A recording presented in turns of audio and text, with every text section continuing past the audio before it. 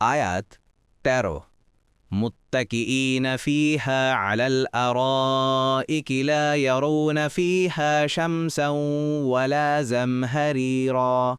অনুবাদ: সেখানে তারা হেলান দিয়ে আসীন থাকবে সুসজ্জিত আসনে। তারা সেখানে খুব গরম অথবা খুব শীত দেখবে না। ১ নং ফুটনোটের বিবরণ: কারণ খুব গরম ও খুব শীত তো জাহান্নাম থেকে নির্গত হয়। জান্নাতবাসীরা সেটা কোনো ক্রমেই পাবে না।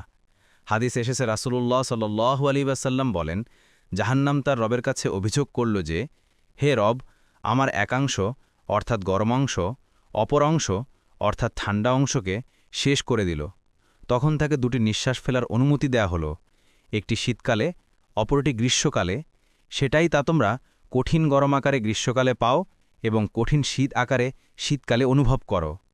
বুখারীতে এসেছে ৩২০৬ নম্বর এবং মুসলিমে এসেছে ৬১১৭ নম্বর।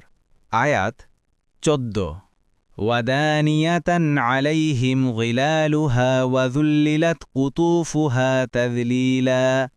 অনুবাদ: আর তাদের উপর সন্নিহিত থাকবে গাছের ছায়া এবং তার ফলমূলের থকাসমূহ সম্পূর্ণরূপে তাদের আয়ত্তাধীন করা হবে।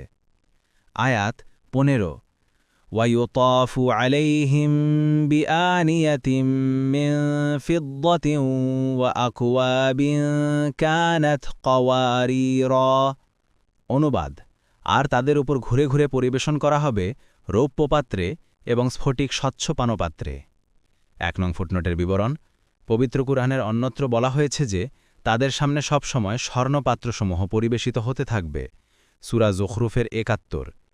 এ থেকে জানা গেল যে সেখানে কোনো সময় স্বর্ণপাত্র এবং কোনো সময় রৌপ্য পাত্র ব্যবহার করা হবে।